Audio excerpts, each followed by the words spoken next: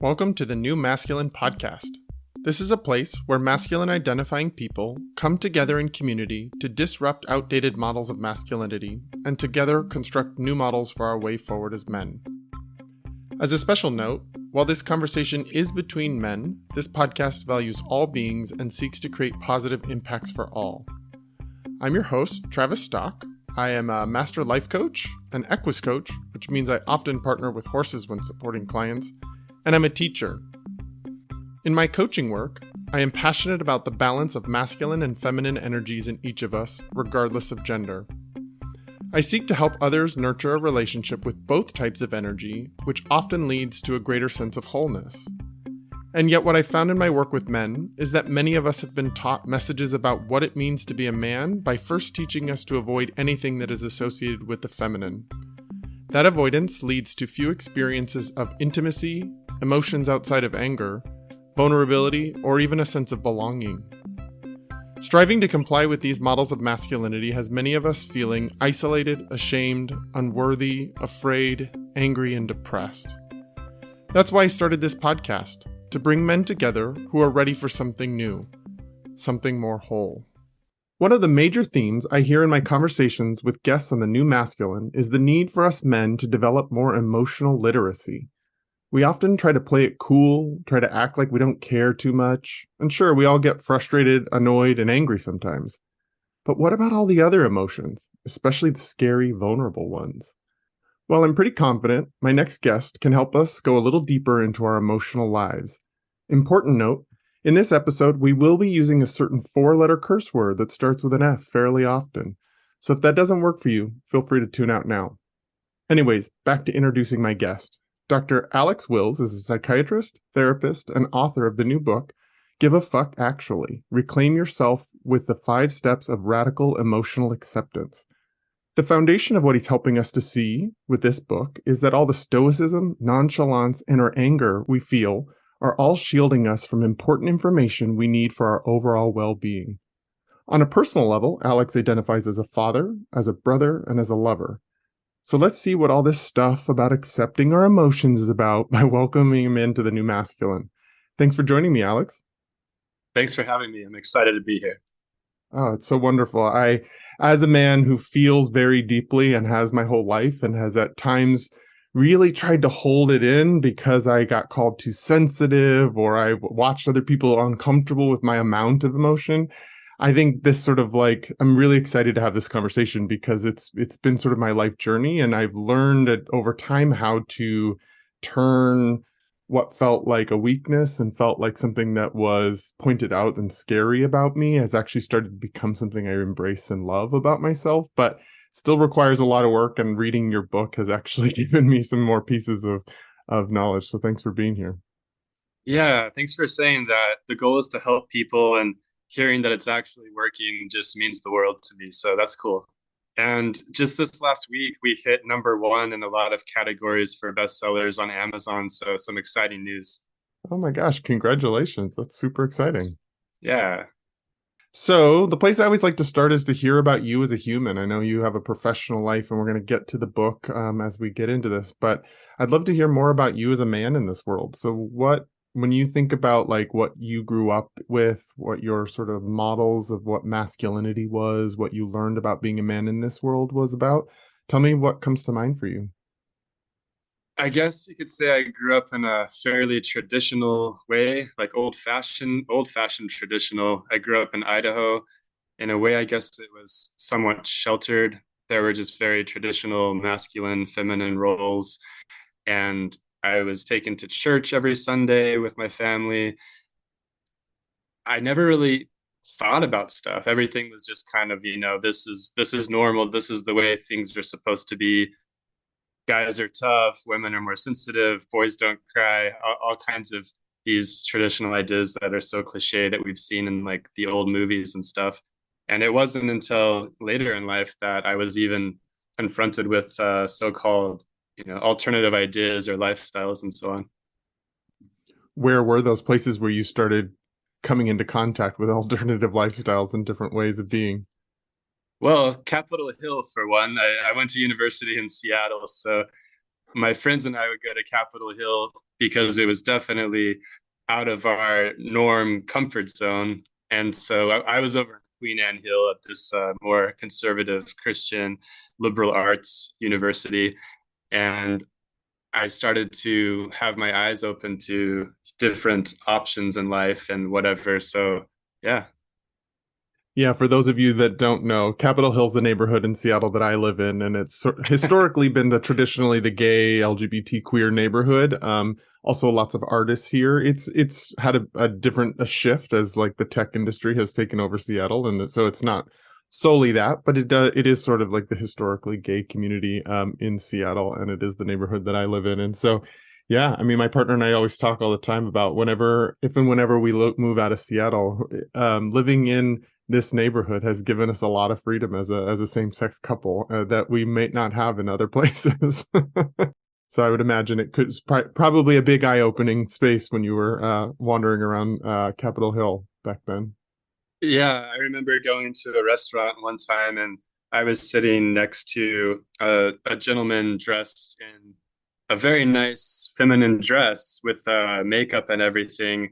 And I was a bit just sort of shocked. I was thinking, hey, these things only happen in the movies, right? Like I'm Mm-hmm. actually just having a meal next to this person and it's completely normal. Well, this is okay. This is different for me at the time. Mm-hmm.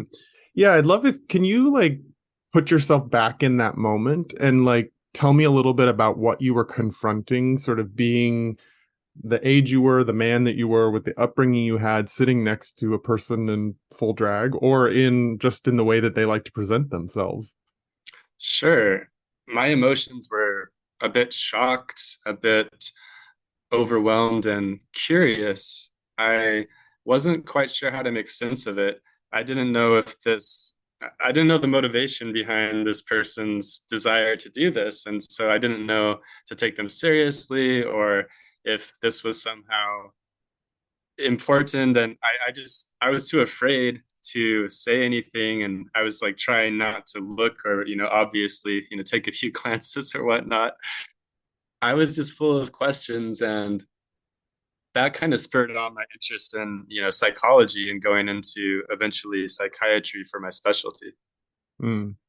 Yeah, why do you think it is that that's such a moment for most of us when we see somebody that has crossed over the gender normal sort of ways of presenting themselves and dressing? Why do you think that feels so I don't know if alarming is the right word, but like for many people, that first experience can be quite shocking and can be a lot. The person's lacking a clarity on how to move forward with that now in their reality. Yeah, I had a very strong Judeo-Christian kind of upbringing. So the idea of it possibly being sinful or wrong somehow and something that should be not done was just all these, sermons from my church days were going through my head and just this curiosity about how this could be, part of the world or whatever. So Mm-hmm. Yeah, I mean, it's so interesting and one of the conversations we often reflect on in the New Masculine is how it's like really trying to become more conscious of our socialization. What are the stories we were taught? What were the things we internalized? Not even just the things that we tried to remember, but just the things we were surrounded by and inundated with, the messages we heard, and how those shape our reactions to people. And how, especially I think as men, where we are sort of recognizing that there's some tight limitations on what we're allowed to be, how we're allowed to express ourselves, what's socially acceptable. Like as we start to reflect on the tightness of that box, when we see others transgress that box or break out of it, what does that bring up for us? What does that actually? How does that challenge our sense of the world, and what do we do when we're challenged in that way? yeah, definitely. So tell me, what other stories come to mind when you think about growing up in your life? What shaped you, or what are some of the values you carried with you as a man moving into the world? One story that came up when I was reflecting on this was when I was in junior high school. I don't know what it was like for you, but we didn't like date, but we like went out with somebody. Like I'm going out Mm, with so and so. And I also I still am a pretty shy person, but I was like paralyzed shy back then. So the way that I would end up going out with the girl was getting set up from usually one of our mutual friends. And so one week I would be going out with this girl, and then a couple weeks later I'd be going out with this girl. And it was all done by notes. We'd like pass these notes like, do you like me? Check the box, yes or no, things like that. Mm-hmm. And I was so paralyzingly shy and nervous that I sort of that followed through most of high school, I guess I'd say. And it wasn't until after like high school at some point that I was sort of awoken to I didn't like being set up with girls. For me, this sort of masculine idea or this emotion of desire to sort of be the hunter or the lion. I remember one time my friend from Australia was walking down the street with me and said, "So you're single?" I'm like, "Yeah." And he's like, "Ah, so you're on the prowl." I'm like, "On the prowl? Yeah, I like that. Like, I'm a lion. Like I'm hunting the prey." For me, that kind of helped me to feel more consistent with that piece that had been missing for me because I was sort of always not in what I felt was sort of the masculine role of the seeker. I was just more of the one kind of being sought before that. And that helped me to really feel more the emotion was very positive, and I felt a lot of congruent fulfillment with that for whatever reason. And I remember that was sort of an important picture of growth for me. Yeah, I think that really aligns with sort of the way that we traditionally think about the masculine role, which is to be the pursuer, the one that asks the girl out, the one that leads in those moments. And it's interesting because our culture's been through quite a revolution around sort of male and female roles in traditionally heterosexual relationships, and more equality has happened, and women have more freedom to pursue what they want to pursue in relationships or not pursue when they don't want to. And so it's interesting, like it that does seem to align with sort of the traditional ideas, at least in heterosexual relationships that we've heard of, that most of us have heard of growing up. Yes. What are your values around that now? I guess for me, I guess personally, it's just sort of congruent with how I see myself and how I feel. A big area of growth was I was too shy to ask out this girl I was in love with in high school. However, by the end of college, I was able to go and ask her out, and she rejected me. However, I Mm-hmm. didn't mind so much because I had given it my all. I'd put myself out there. Mm-hmm. I got rejected, but I overcame that sort of shy sort of confidence thing, and it was like a marker of growth for me and in my traditional concept of masculinity or whatnot at the Mm-hmm. time. Yeah. Yeah. So what I'm hearing in that is actually like seeing that more traditional model and having somebody reflect it, sort of saying you're on the prowl or on the hunt or whatever. That actually helped you overcome something that was holding you back. Like seeing that traditional ideal or whatever actually gave you something to aim for, and then you went for that. Right. And I don't even think it necessarily has to be defined as purely just a masculine thing. It can just sort of be a human Hmm. development thing, something that we're too nervous to do, we're too shy or timid to do. And then we finally work up the courage to overcome that. And we're able to do something like public speaking or whatever else we may fear. Yeah, thank you for pointing out that nuance, because I that's something that's so important to me in my conversations, is that even when we identify some of the strengths and the things that we want to keep about sort of like traditional masculine norms, because not all of it worth throwing out. We want to keep some of it. Some things are really great about the masculine energy as we've come to know it, but to recognize that it's not only for men, like that everybody can have access to that skill set. Anybody can overcome and have a goal and see a new model for how they want to live in the world, and challenge themselves and stretch and grow around those things. Those are human things. Those aren't just for men to own. And I should say too that I'm really here as a learner. I've had a lot of curiosities and thoughts about this, and I guess I try to stick with what I know, my specialty, which is emotions and helping connect people, any type of person, back to their own emotions to have a better sense of their emotional compass and emotional wisdom. I'm very interested in this topic and I have a lot to learn. So I'm very happy to share my thoughts. I'm also curious to try to understand because I think as we spoke offline last time, sort of co-creating a new definition Mhm. of what is the way forward for us people, right?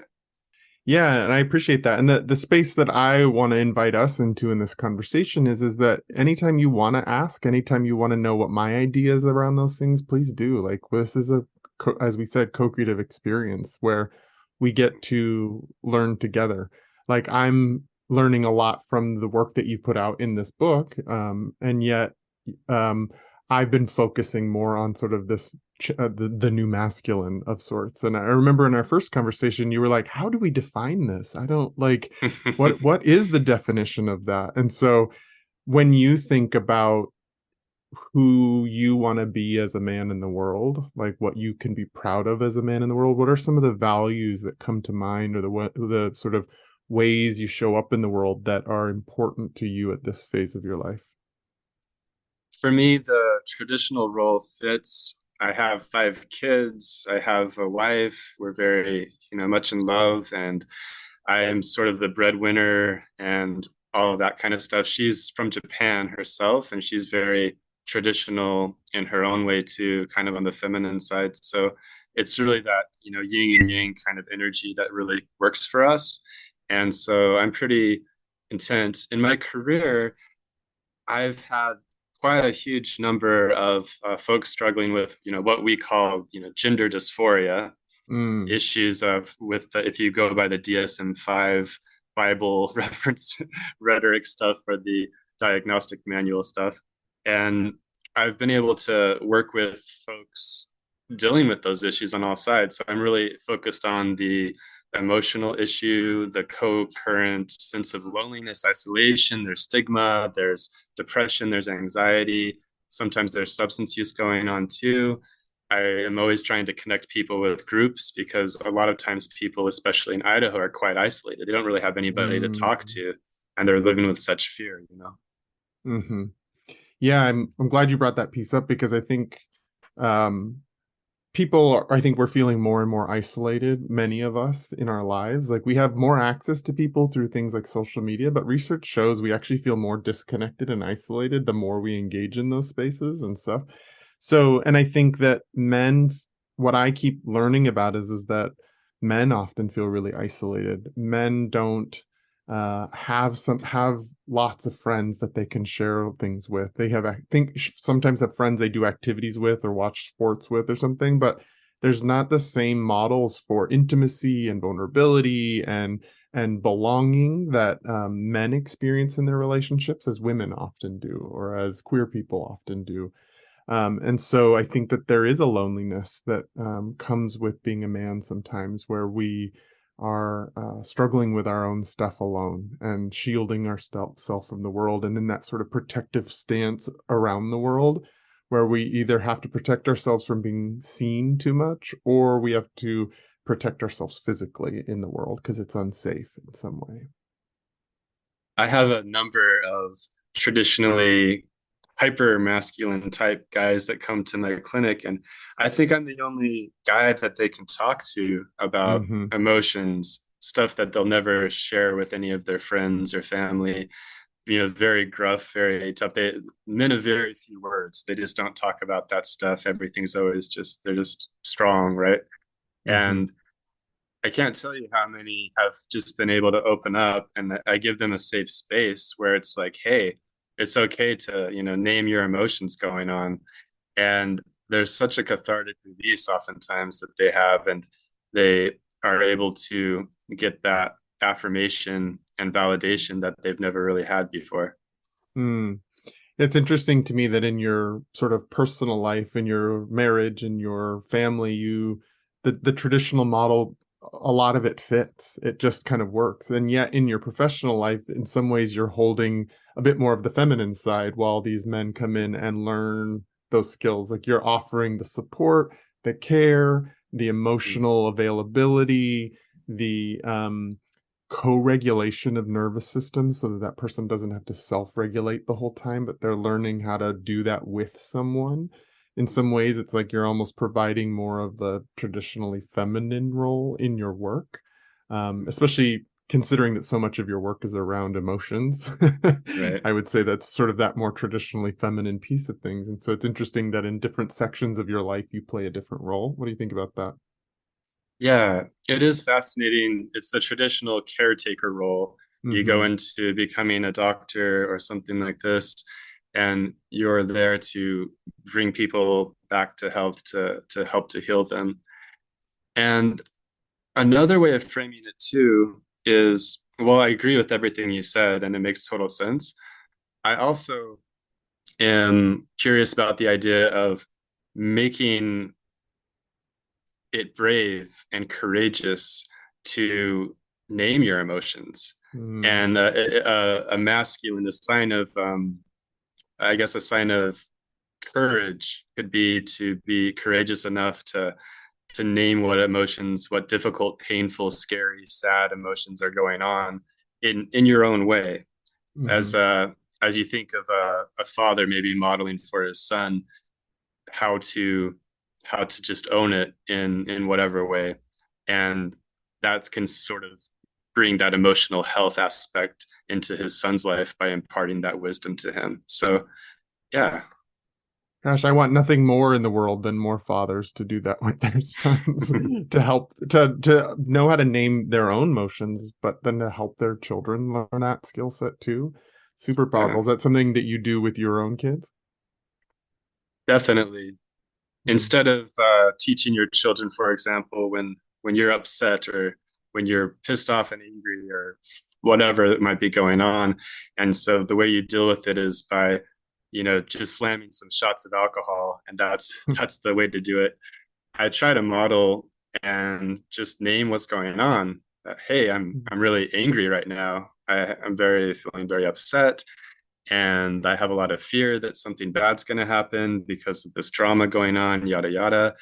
And I'm also having some disappointment, and this is what it looks like when I have these strong emotions happening.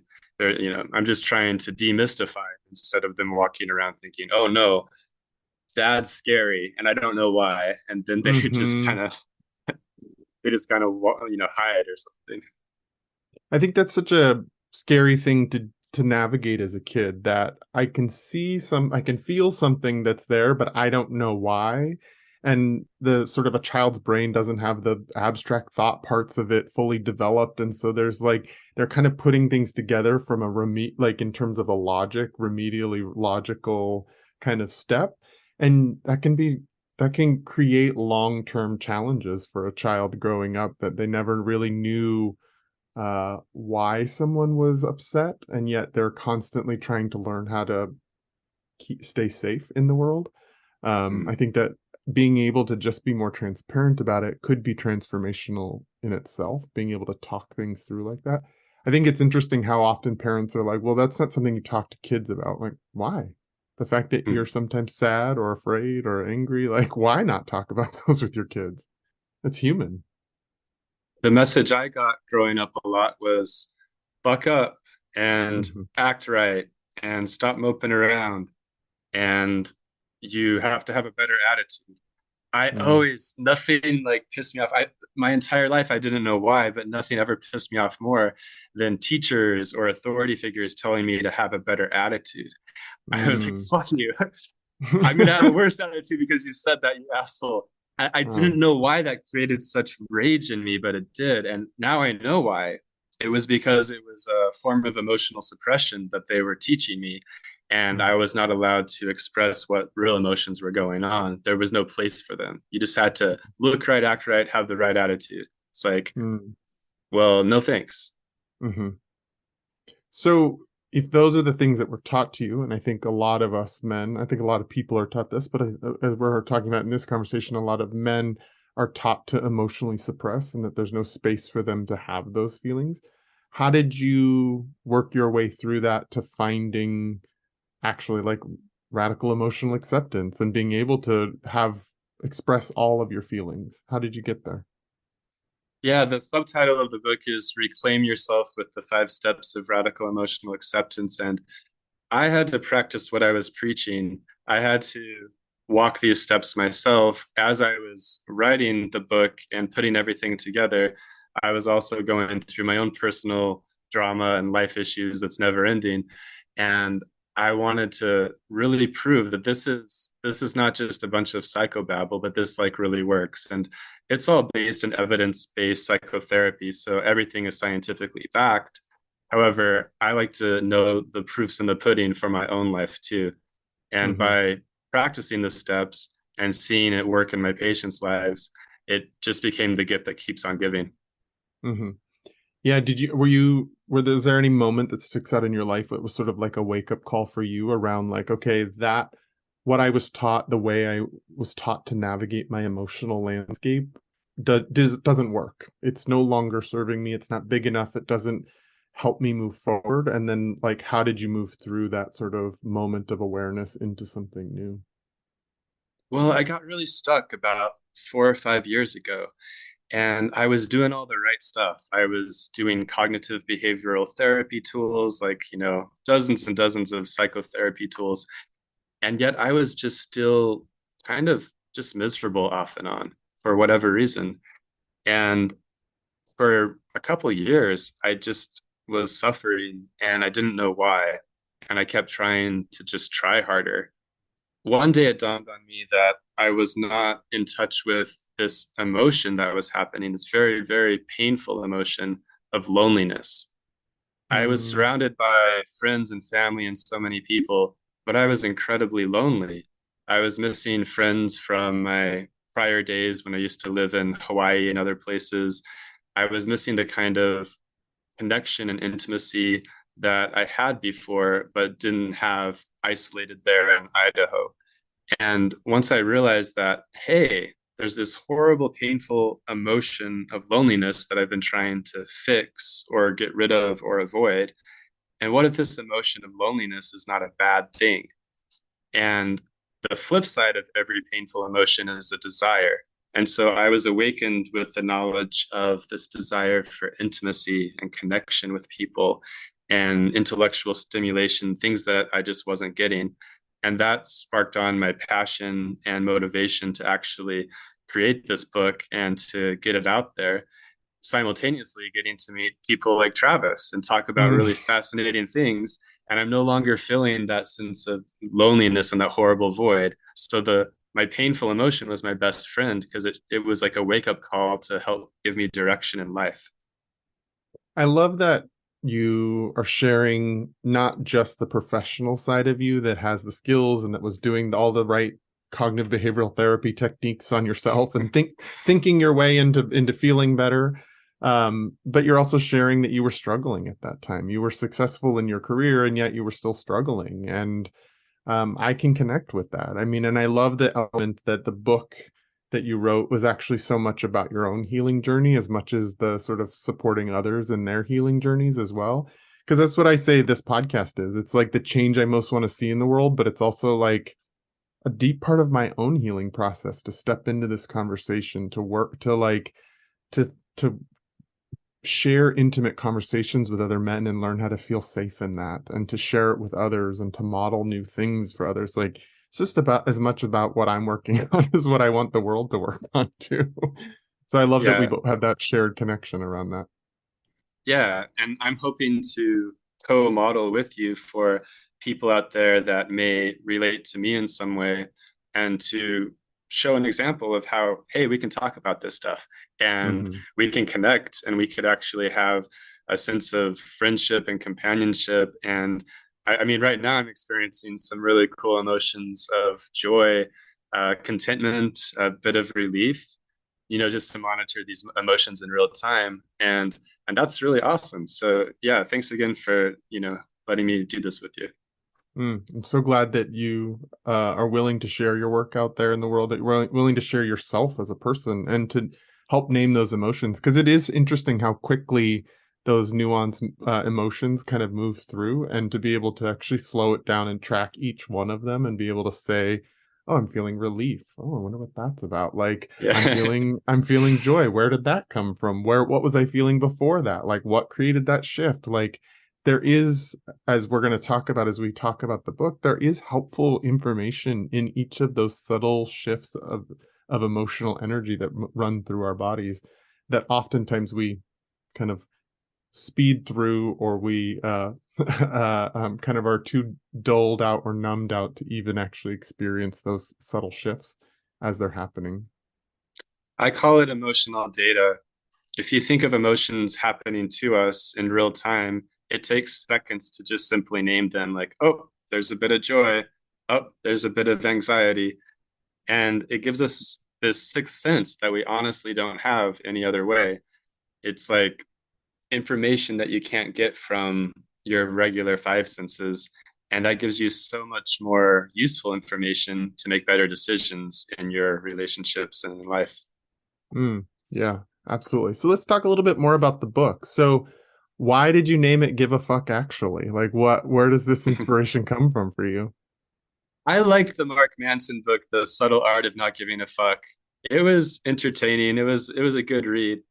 However, it kept nagging at me, and I tried to implement it, and it was like this what I call now the subtle art of self-gaslighting. How to how to more cleverly suppress your emotions and be stoic and whatever, and not give a fuck about this but give a fuck about this. It's like, I don't know, it wasn't lining up with the evidence-based psychotherapies that I had been studying. So I started to think, and the title actually came kind of early on. I'm like, give a fuck. Actually, the original title was do give a fuck, because you already do. Because the point is, by the time you've had the thought, I'm not going to give a fuck, you've already given a fuck, so you're just wasting your time anyway. Yeah, it does feel like self-gaslighting. I can think of so many times where my emotional sensitivity has made me feel certain things, and I'm like, God, I wish I just didn't care about this. And I'm like, but I'm already in the caring. I already give a fuck about it. Yeah, Yeah. exactly. So as we talk about, like, I think some of like kind of the defining some of the terms you use in there and sort of going over some of the concepts might be important. So I think in the context of the word fuck that we're using in this, that just for you in this book, what I kind of took away from that just means your emotional reactions to things. Does that line up with you? Yeah, for folks out there that don't know, it's like, I don't care about that. I don't give a fuck about that. So it can really mean any emotion, particularly those emotions that are negative, that we traditionally call negative or scary, basically kind of unwanted emotions. However, Mm-hmm. it can also mean, positive emotions too. Like, I really love that person. I give such a fuck about her, kind of a thing. Mm-hmm. Mm-hmm. Yeah, I mean, it's so interesting because I think I see this in gay male culture and dating. I also see it in heterosexual male culture and dating. Like, there is almost this like nonchalance, this like you don't want to act like you care too much while you're dating. You don't want to act like you're giving away too much. It's like you have to play it more cool. Like that's what we're idealizing. But if I actually check in with what I want from a relationship with another human being, I want them to give a fuck about me. I don't want them to be cool and distant over there. Yeah. And yet we've sort of idealized that in men of like that ability to just play it cool and not care too much. We also have to be careful too, because the step one of radical emotional acceptance is to drop the fuck shield, or Mm, recognize that you have these shield emotions or defense mechanisms. A shield emotion can be anger. When you're angry, no one's going to fuck with you because you look like you're going to kill them, but it's mm, shielding us from more vulnerable emotions. I do want to point out, though, that the shield emotions and the defense mechanisms, they have their purpose, they have their value. Without them, we would all be fucked. So sometimes that masculine energy of being able to be laser focused and stoic and power through might save a life. And it's very that righteous anger might fuel you to protect somebody, whatever.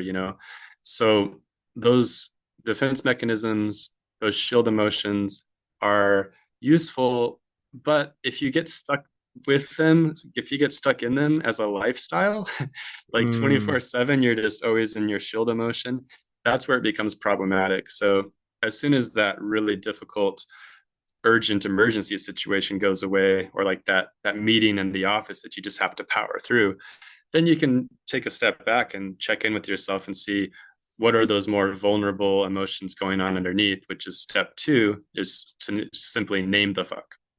Mm. Yeah, so you sort of walked us through anger and getting stuck in that sort of like more aggro style as a lifestyle.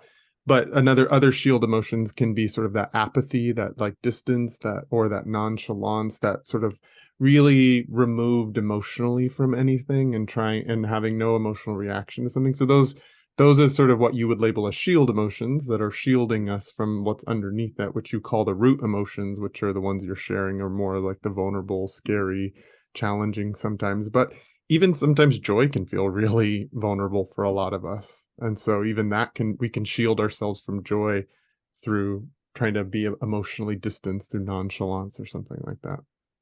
Yeah, I think that's very well said. Basically, anything that can disconnect us from our true emotions going on underneath can be considered a shield, either shield emotion, a defense mechanism, or a behavior. Hmm. Marijuana, alcohol are really great at helping us to disconnect and not get in touch with some of those more vulnerable, painful, or fearful emotions. Hmm. And so, what are the challenges that come around with never really getting into those more root vulnerable emotions? Like, what does that create in someone's lifestyle? Well, they don't go anywhere. You can ignore them. You could try to fix them or change them, but they don't really go anywhere. So we can see psychosomatic illness happening. People might get physically sick because of it. They might nag at you at night. You might have nightmares. They might manifest in any number of ways.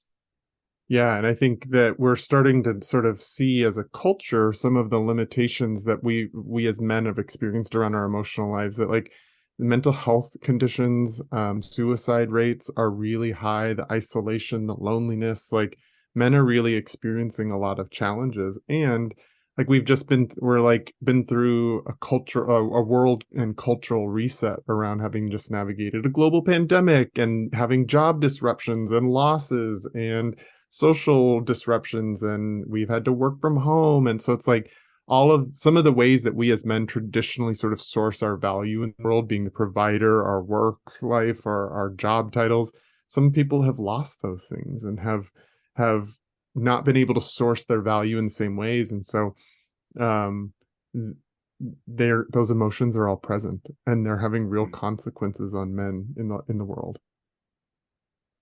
My naively optimistic hope is that if we can help people get connected to their own emotions, that can really heal a lot of individual mental health issues, a lot of relationship issues, then a lot of group and more community social issues as well.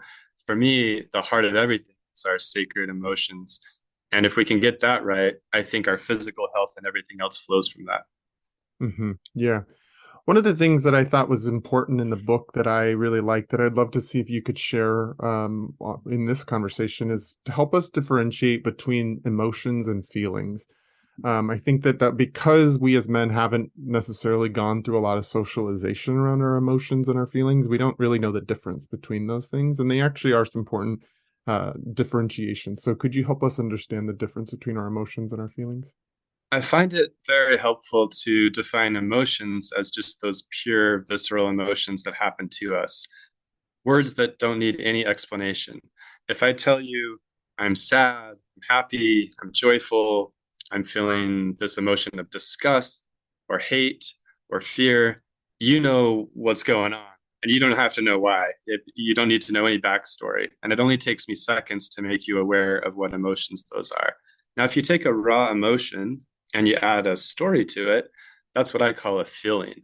So, for example, you might feel a bit of sadness or disappointment, and then you add the story, see, I'm a loser.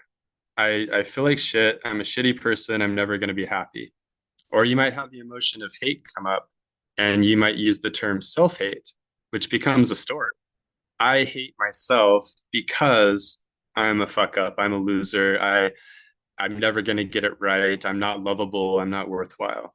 So we always want to separate out and disbelieve those toxic stories and allow those to be questioned and not become the truth while still validating the raw emotion underneath. Mm. So would it be valid to say like emotions are kind of like in the body? They're those like felt and experienced things inside the body, and then feelings are much more up in the head in the storytelling part of our mind. Yeah, it's a great way to think of it. Okay, great. And so your suggestion is that we can, through things like cognitive behavioral therapy or perspective shifting, that we can challenge the story, the thought that goes through our mind, the feelings, but actually paying attention to the emotions is what radical emotional acceptance is about. It's really about getting into the body and letting those raw feelings be what they are, and sourcing that data that you were sort of sharing before from there. Exactly. The problem with traditional cognitive behavioral therapy is that it can be used or misused as just another way to fix our emotions or control our Mm-hmm. emotions. If we can just change our thoughts, then we can create the kinds of emotions that we want to have, and we can get rid Mm-hmm. of the kinds of emotions that we don't want to have. I Mm-hmm. find that backwards. I think it's important to start with the emotion, just recognize, hey, it happened, this emotion popped up, and that's okay. And then to disbelieve the thoughts about it. And there is a bit of a feedback loop, admittedly. However, it misleads a lot of people to think, hey, this is another tool that's going to help me master my emotions and control how I feel. And that's the root of all of the problems. Yeah, I'm glad you used that word control, because that's been my experience as a social worker and then as a coach. Like, I do utilize some CBT sort of like exercises. So cognitive behavioral therapy is basically like, if you look at the thoughts that are going on and you work on the way you're thinking about something, it will change the way you behave around something. And so the cognitive part is the thinking, the behavioral part is the behavior. And so if you work on the thinking, you can impact the behavior. And so, yeah, that's true in some situations, but it is also another control mechanism. It is a product of the mind. It's not actually getting into the whole lived experience. The nervous system's fight or flight response, the emotional and neurochemical things that go through on in the body that are also a valid part of the experience, not just the thoughts about it.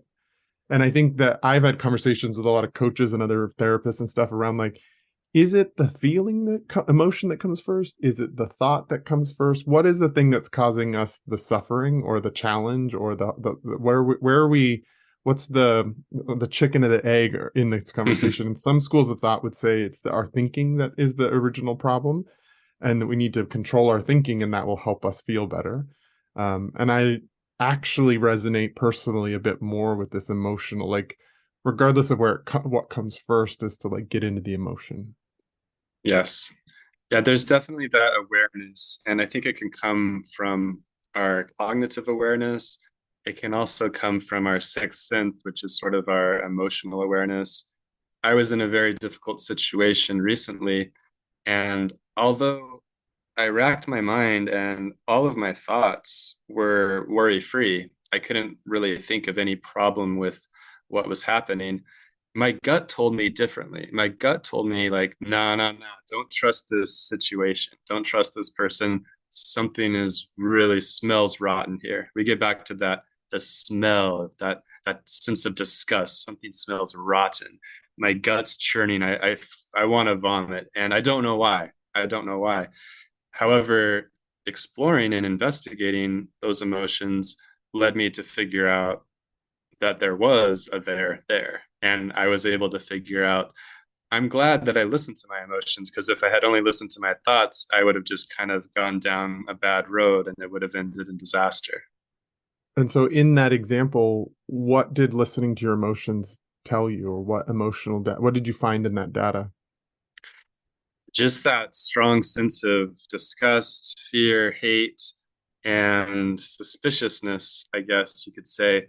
It motivated me again with the flip side of any painful or unwanted emotion is a desire. And so that motivated me, my desire to figure out what was going on. And so that helped me to investigate, ask questions, get to the bottom of things. And then once enough light was shed on everything, then I knew what I needed to do to have the Mhm. most emotionally informed actions. Okay, so it sounds to me like we've walked through the first three steps of first three of the five steps to radical emotional acceptance. So we've put down the fuck shield, we've named the fuck, we've listened to the fuck, so we've like questioned it, gotten curious about it, listened into what it was to share. And it's sort of like the implication is like it helped you then know what to do. So then now we're in the fourth step, which is to act on the fuck.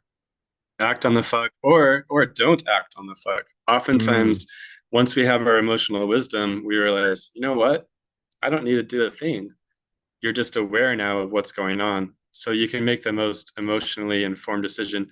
People are often afraid of anger because they think if they get in touch with their anger, they're going to go around bashing in walls and throwing things out windows and whatever else. It's just the opposite. When you get in touch with your anger and the more vulnerable emotions underneath the anger, then you have the most emotional wisdom and motivation to do the best thing. And sometimes that's to do nothing at all. Mm.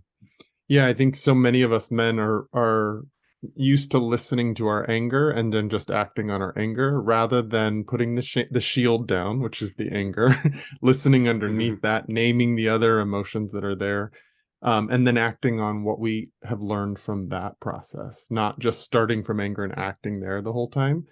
And one of the ways that I've been describing this process that you're talking about is like most of us have really only had anger modeled in the destructive way, that punching the walls, the fracturing relationships, the explosive type of anger, and yet there are really constructive versions of anger too. There are also helpful things that we need to know if we're willing to listen to more of the nuance that's within it. Anger can be a bit of a blunt force tool, and yet there are more nuanced things that are underneath it if we're willing to get curious about it.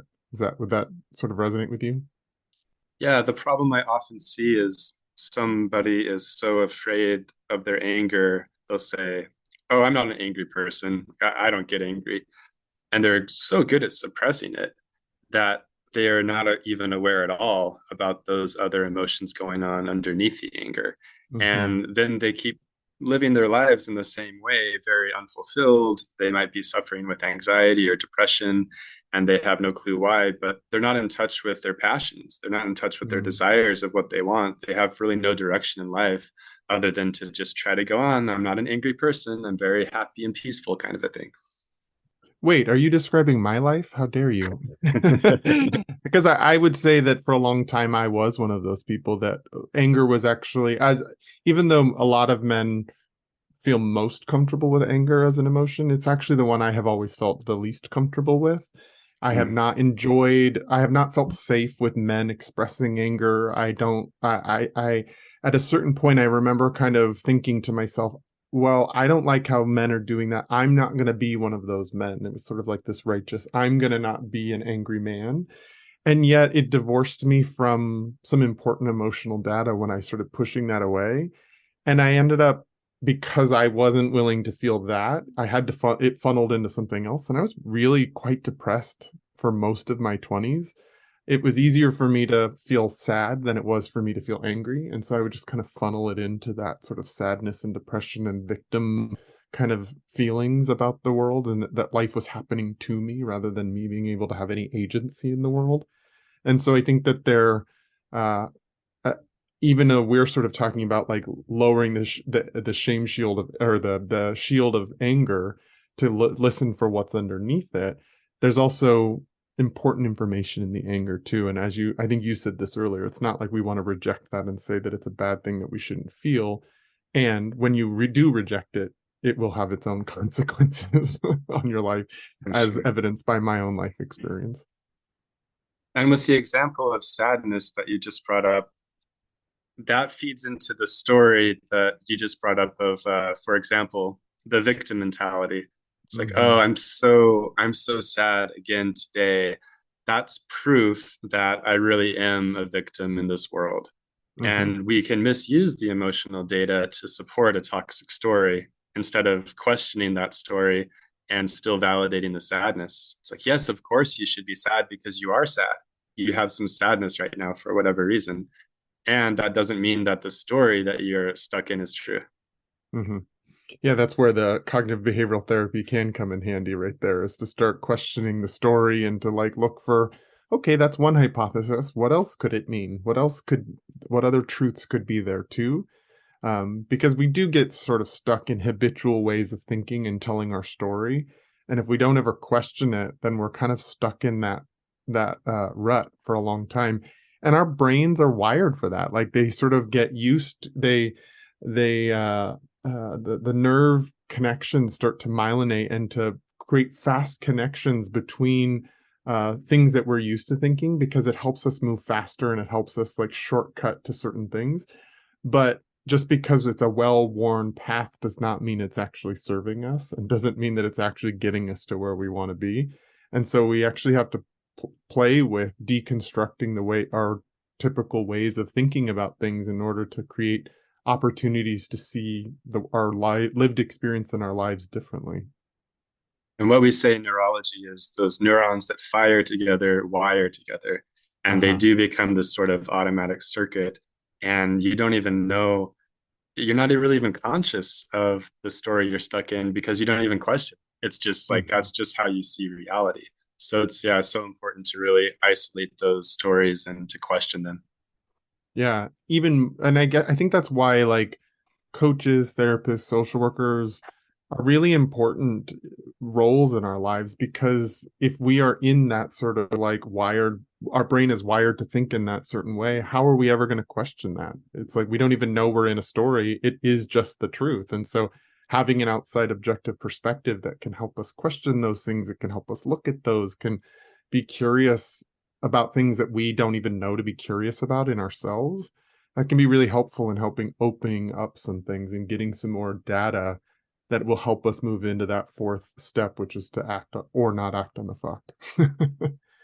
And just as a special added bonus for your listeners, there's a really super important nuance about, since you had brought up the victim mentality as an Uh-huh. example, oftentimes we really are victims. And when we really are victims, we have emotions happen to us that are sad, disappointing. You might have hate, resentment, whatever that is. So while getting into the story of being the perpetual victim and believing that we are stuck forever in the victim mentality is a very toxic story, at the same time, it's very key to identify that the painful emotions that we have when we are a victim, because we are all victims. We've all been victims of various forces in our lives since childhood. And to acknowledge that, hey, when I was a victim of this and this and this and this, there were some very painful, hurtful emotions that happened. And that's also true. And I have the power to choose my mentality going forward to be the creator mentality or the fighter mentality instead of the victim mentality. Yeah, it's like how often are we all doing that, where we take our past lived experiences and then project it into the future? And so was this, and so I will always be this. And yet we do have the opportunity to interrupt that and step into a new archetype, a new role that allows us to feel more agency in our life, the ability to learn from our past experiences and create something new moving forward. There's this quote from the book that I had pulled out because it sort of relates so much. It's your throughout the book you give several different sort of client examples of people that you've worked with and share some of your own examples as well. But in on page 20, you're in the middle of talking with one of your male clients that you're sharing this with, and there's this quote that says, "I could tell he was trying hard to keep it together on my account. It's funny how many patients bottle things up or hide behind humor, even in front of their therapist. I get it. Too many of us, especially boys and men, are raised in a culture of flat out denying our fucks. Many books for a male audience celebrate the virtue of controlling your emotions, which in practice leads to further self alienation." That is like so true. We are teaching men to control their emotions, to optimize their life by optimizing their thinking and doing all, but and yet there's not enough spaces that are actually giving us permission and space to feel those fucks that come up in all of us all the time that are ruling our lives. Yeah. You have anything you'd like to add about that? I'm just really happy right now to know that that message came through because you never know. You put something out there, it's going to be received and understood, and just to see that it hit. It's like a comedian who has an awesome new joke with a punchline, and he tries it out, and the audience laughs, and he's just like, "It worked," you know. So it's gratifying in a very good way to see that happening. And yeah, thank you for sharing that and also highlighting that part because it is so true. And I really do have a heart for men, for masculinity, to because it's a population that's very much underserved. And like Mm, you said, there's suicides going on like crazy every single day because of it. So it's something that we take very seriously. hmm. Yeah, as somebody that's sort of a portion of my work is focused on men's work and masculinity work, I just appreciate that you called out this piece because it's not to say that all people aren't navigating this and that these aren't human tools, but there is sometimes we do need to look at the places where the house is on fire, or we do need to look at places where there is something that's going on that needs support, that needs help, that needs an intervention of some sort. And as you're saying, like partially it's our socialization, but men aren't choosing to go into therapy, aren't hiring coaches as much. There's barriers to entry into asking for help, to sharing about these vulnerable emotions, to say we're struggling, to admit that we're afraid. And so we are an underserved population when it comes to actually receiving support. And yet so many people that so many men that I come in contact with actually are craving that and just don't know how to get there. And so I appreciate you in this book calling that out as a special and important note because it is important right now. Yeah, thank you. And by the way, just in case for the HIPAA Nazis out there, all of the characters in the book were fictionalized. I have not spoken any personal information about any client or patient, which should go without saying, but unfortunately, sometimes you have to say these things. You absolutely do have to say these things sometimes. That we do live in a gotcha culture that's looking for people to screw it up and call them out and cancel them for it. So yeah, no, it's a good note to put in there. So we've walked through the first four steps. What's the fifth step in the radical emotional acceptance? The fifth step is my favorite step.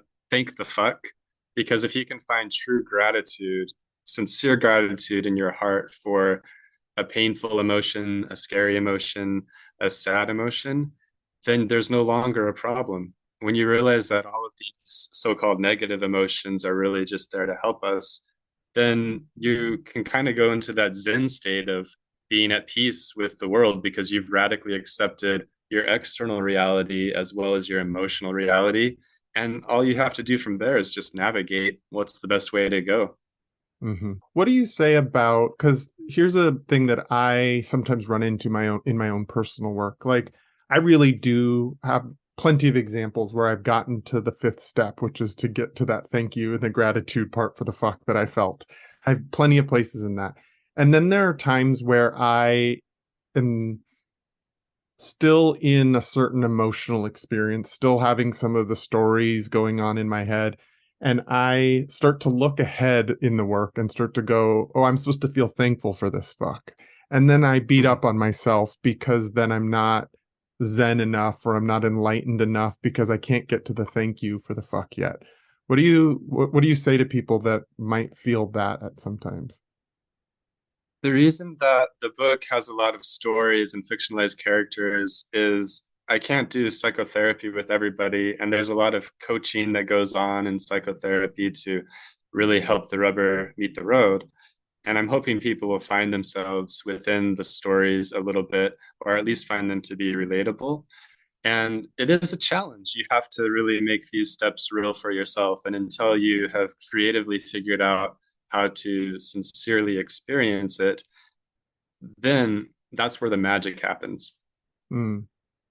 Yeah, and as you're talking, I'm starting to like think my way through it because I do notice that as a pattern for myself where I look at step 5 and notice that I'm not in step 5 and get mad at myself for that. I'm wondering if that would just be an indication that I'm ahead of myself in the steps, that I'm trying to rush through to the good feeling, which is still another way of denying the challenging or negative emotion. What do you think?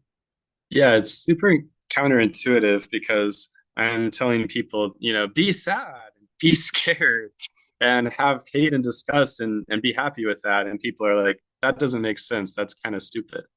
However, an analogy that helps me quite a bit is if you want to become a good surfer, the number one rule is don't fight the wave. You have to go with the Mm-hmm. wave.